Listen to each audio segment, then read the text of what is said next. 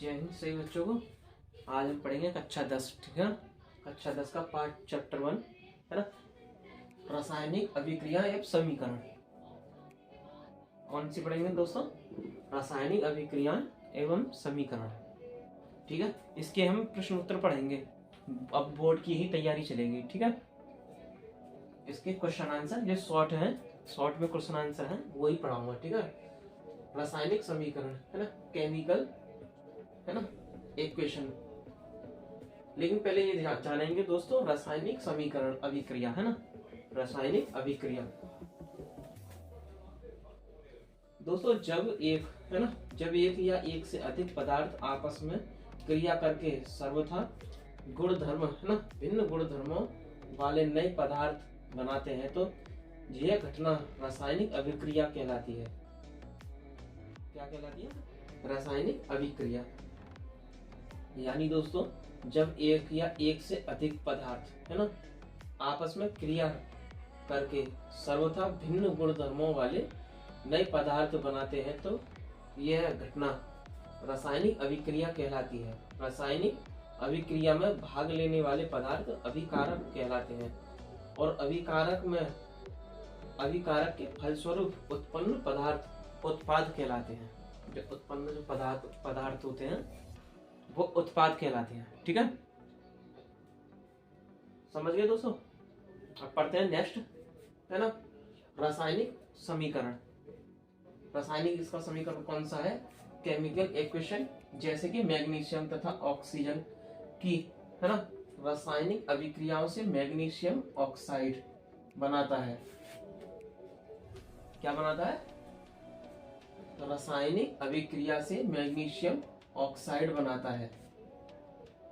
प्रतीकात्मक है ना, प्रतीकात्मक रासायनिक समीकरण इस प्रकार है। कौन सी होगी? इस प्रकार होगी, यानी समीकरण है ना 2Mg प्लस O2 यानी अभिकारक से सीधा कौन सा बनेगा? 2MgO उत्पाद। समझ गए?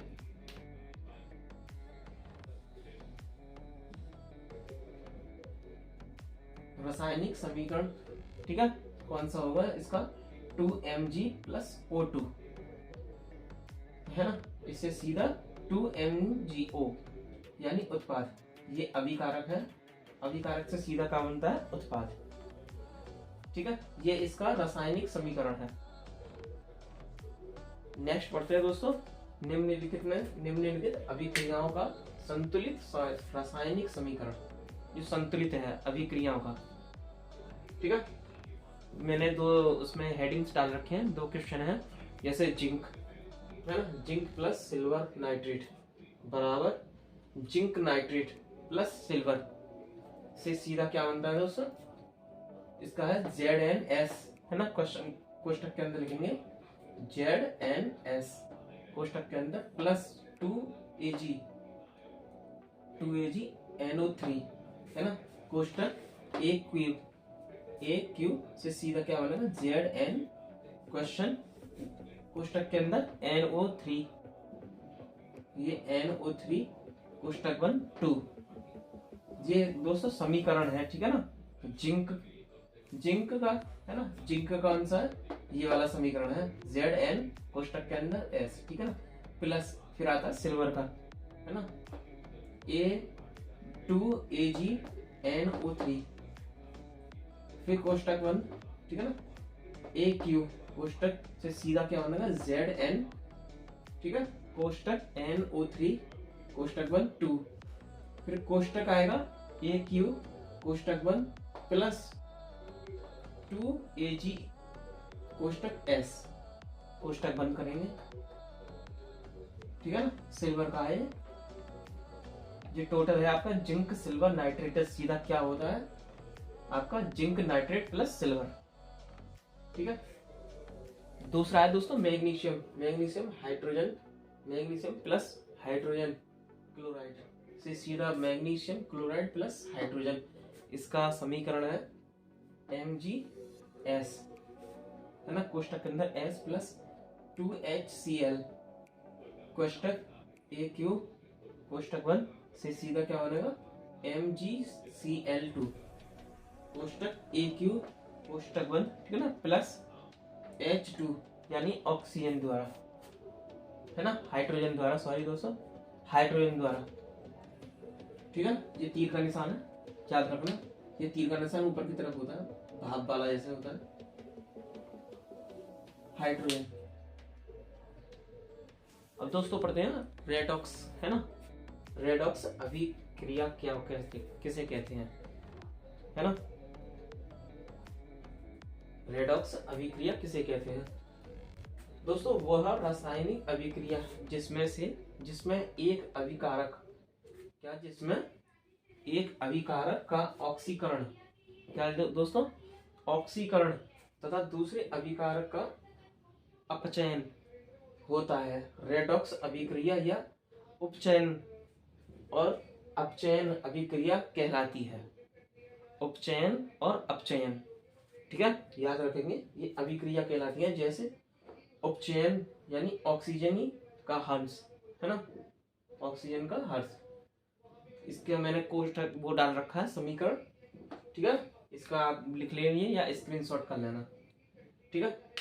ये नीचे की तरफ है आपका CuO प्लस H2, ठीक है, यानी CuO कॉपर ऑक्साइड, है ना, याद रखना है।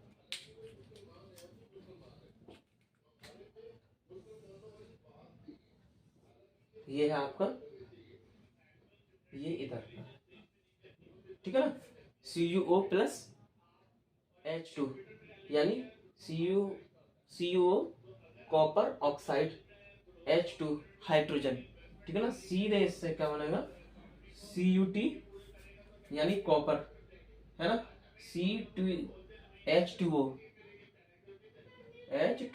ये जल का नियम है, ठीक है, H2O, Cu प्लस H2O, ये प्लस का निशान है दोस्तों, ये प्लस का है ना, Cu प्लस H2O यानी Cu कॉपर, ये कॉपर का सूत्र है, प्लस H2O यानी ये जल का नियम है, ठीक है ना, H2O, ठीक है, यानी ऑक्सीकरण, ऑक्सीजनी प्राप्ति, ठीक है। ये थोड़े क्वेश्चन आंसर है ना। नेक्स्ट पढ़ते हैं दोस्तों रासायनिक अभिकरण का।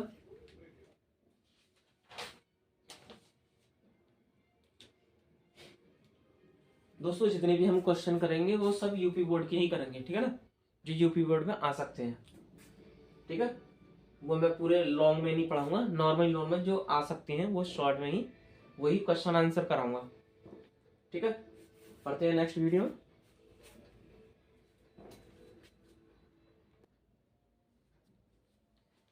दोस्तों ये एक उदाहरण है, ठीक है, संचारण व्याख्या की, है ना, मैं वो उदाहरण लिख दिया है संचारण व्याख्या की। जब कोई धातु अपने आसपास के अम्ल, जो आसपास अम्ल, आर्द्रता आदि के संपर्क में आती है तब वह मंद दर से नष्ट होने लगती है। इस प्रकार, है ना, इस प्रक्रिया को संचारण कहते हैं। क्या कहते हैं?